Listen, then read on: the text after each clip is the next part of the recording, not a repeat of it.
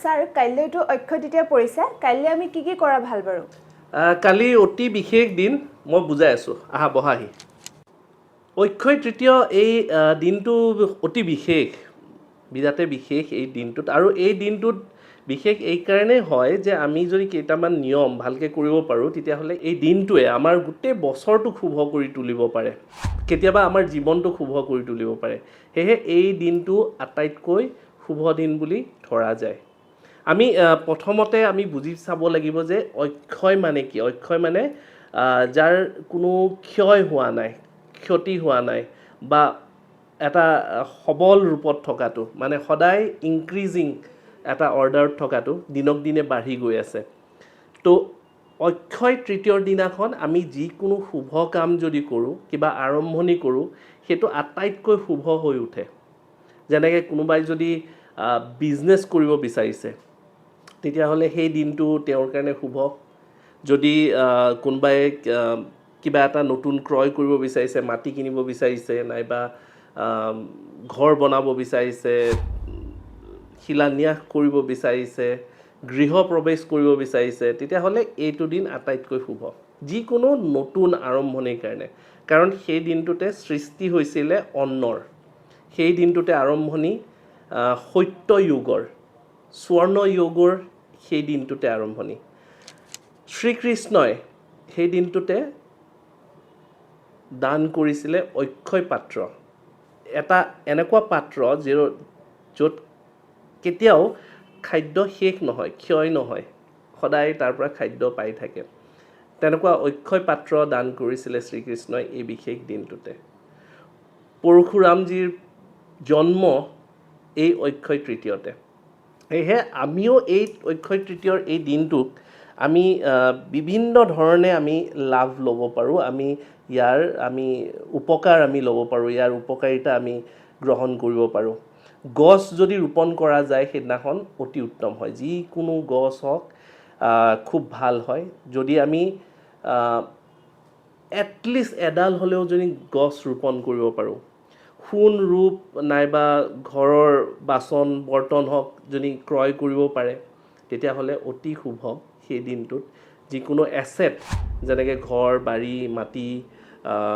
যিকোনো এছেট বুলি কয় গাড়ী ক্ৰয় কৰিব পাৰি সেই দিনটোত আৰু মই এইখিনিতে জনাব বিচাৰিছোঁ সেই দিনটো বিবাহৰ কাৰণে অতি উপযোগী আৰু আটাইতকৈ বেছি বিয়া হোৱা দিনটোৱে হৈছে অক্ষয় তৃতীয় সেইটো দিন আটাইতকৈ বেছি সকলোৱে ভাল পায় লগতে সেইদিনাখন যদি এটা কাম কৰিব পাৰা যিসকল অভাৱী ব্যক্তি আছে তেওঁলোকক যদি কিবা দান কৰিব পাৰা ফল মূল নাইবা অন্ন দান কৰিব পাৰা তেতিয়াহ'লে আটাইতকৈ শুভ হয় যিকোনো দান পুণ্যৰ সেইদিনাখন 100 গুণ বৃদ্ধি কৰি তাৰ উপকাৰ পোৱা যায় আমি যিকোনো দান কৰোঁ নহয় যেতিয়া আমি দান কৰোঁ তাৰ আমি উপকাৰিতা এটা নিশ্চয় পাওঁ কিন্তু সেইদিনাখন অক্ষয় তৃতীয়ৰ দিনাখন মানে এইবাৰ 19 এপ্ৰিল তাৰিখে যেতিয়া আমি এই উদযাপন কৰিম সেইদিনাখন যদি দান কৰিব পৰা যায় তেতিয়াহ'লে আটাইতকৈ শুভ হ'ব সেয়েহে যিকোনো বস্তু বস্ত্ৰদান অন্নদান যিকোনো যদি ৰক্তদান কৰিব পাৰে তেতিয়াও কৰক যিকোনো ধৰণৰ দানে আটাইতকৈ শুভ হ'ব নিজৰ কাৰণে যদি কিবা ভাবিছে তেতিয়াহ'লে উইচ ফুলফিলমেণ্টৰ ডে আমি নিজৰ যদি উইচ থাকে আমি যেনেকৈ বছৰটোৰ আৰম্ভণিত এতিয়া যিহেতুকে বহাগ বছৰটো আৰম্ভণি হৈছে অসমীয়া ৰীতি নীতিৰ অনুযায়ী যেনেকৈ আমি ইংৰাজী নৱবৰ্ষত আমি এখন উইচ ব'ৰ্ড বনাওঁ তেনেকৈ আমি এখন উইচ ব'ৰ্ড যদি বনাই লওঁ তেতিয়াহ'লে খুব ভাল এটা হেৰি হ'ব আমাৰ উইচ যদি আমি সেইদিনাখন এফাৰ্মেশ্যন কৰোঁ যে আমাৰ উইচটো ফুলফিল হৈছে বা আমাৰ উইচটো হ'ব গৈছে কিন্তু আমি এইটো হ'ব বুলি নহয় ফিউচাৰ টেন্সত নহয় হৈ যোৱা পাষ্ট টেন্সত আমি ধৰিব লাগিব যে মোৰ এই উইচটো ফুলফিল হৈ গ'ল অহাকালি মানে 19 এপ্ৰিল তাৰিখে যিকোনো কাগজ এখনত ৰঙা চিয়াহীৰে নিজৰ উইচ কেইটামান লিখিব পাৰে উইচখিনি অলপ সৰহকৈ হ'লেও একো অসুবিধা নাই যাতে এটলিষ্ট তাৰে পৰা 3-4টা উইচ যদি ফুলফিল হ'ব পাৰে ঠিক তেনেকৈ বেছিকৈ উইচ লিখি থ'লে কি হয় এবাণ্ডেঞ্চটো বেছি হ'ব পাৰে আমি অলপ বেছিকৈ সৰহকৈ আমি আমাৰ সৌভাগ্য অহাৰ সুবিধা থাকিব পাৰে, উইচবোৰ ফুলফিল হ'ব পাৰে। সেইকাৰণে সেইবোৰ উইচ আমি আমাৰ এখন মানে এখন কাগজ লৈ তাতে আমি উইচটো লিখি আমি থোৱাৰ আমি কৰিব পাৰোঁ। তাৰ উপৰি আমি যদি ৰুদ্ৰাক্ষ আছে, ৰুদ্ৰাক্ষও যদি আমি পিন্ধিব পাৰোঁ, বিশেষকৈ তিনিমুখী ৰুদ্ৰাক্ষ। আমি পঞ্চ অমৃত, গাখীৰ, তুলসী পানী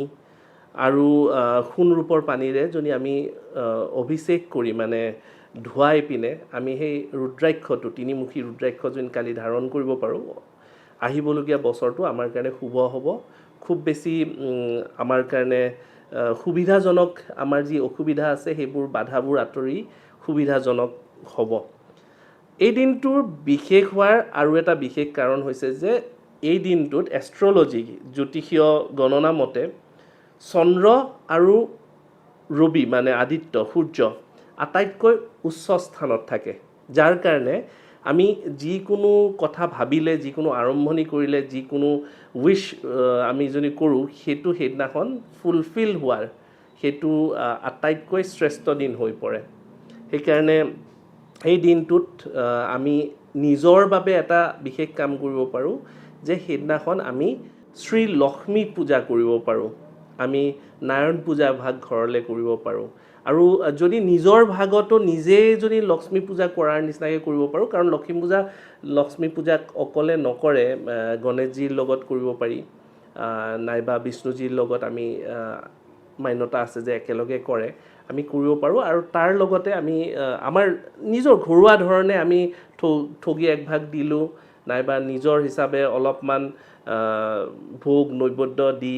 ধূপ চাকি লগাই সেনেকৈও আমি কৰিব পাৰোঁ নিজৰ ঘৰুৱা ধৰণে। তাতে যদি আমি এখন ৰঙা কাপোৰত 7টা গোমতী চক্ৰ আমি যদি ৰাখি লওঁ আৰু এখন লক্ষ্মী যন্ত্ৰ, শ্ৰী লক্ষ্মী যন্ত্ৰ নাইবা অষ্টলক্ষ্মীৰ প্ৰতীক চিহ্ন বা প্ৰতিমূৰ্তি বা তাৰ ফটো থকা যিকোনো সেনেকুৱা ধৰণৰ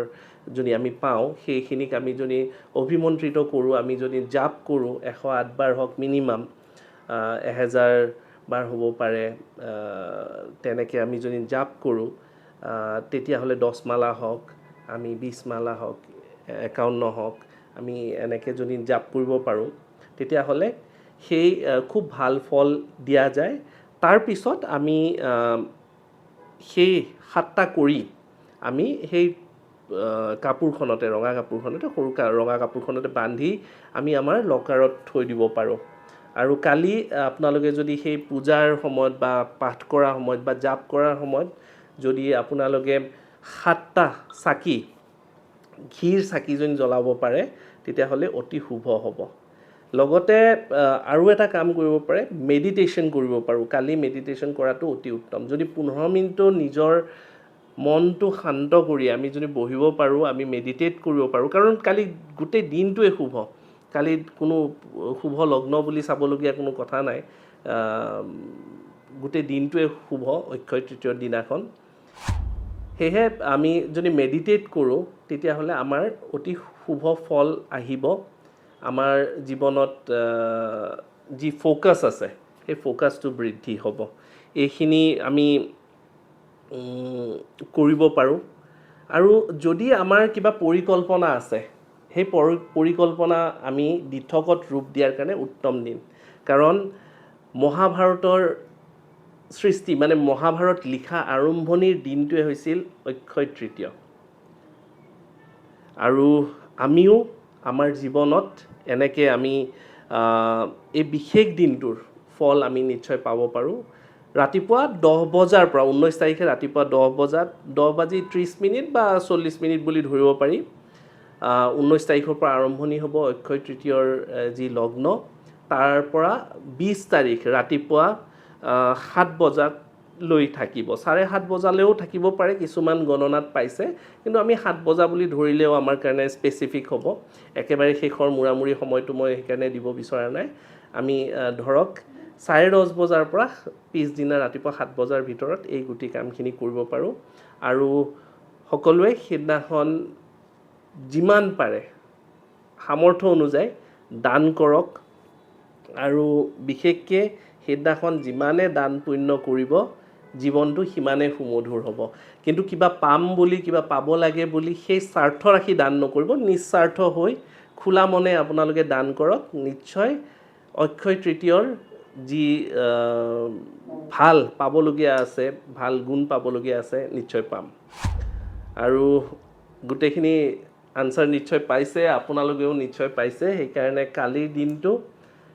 অতি শুভ আৰু আপোনালোকে একেবাৰে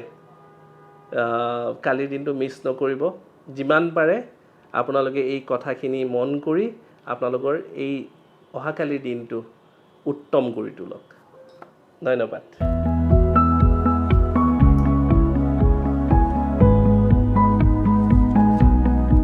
আপুনি যদি জীৱনত কিছুমান সমস্যাৰে যুঁজি আছে আৰু সেই সমস্যাৰ সঠিক সমাধান বিচাৰি পোৱা নাই তেনেহলে ইয়াৰ সঠিক সমাধানৰ বাবে আজিয়ে যোগাযোগ কৰক বিক্ৰমাদিত্য এষ্ট্ৰো এণ্ড স্পিৰিচুৱেল চেণ্টাৰত যোগাযোগৰ নম্বৰ 8822332200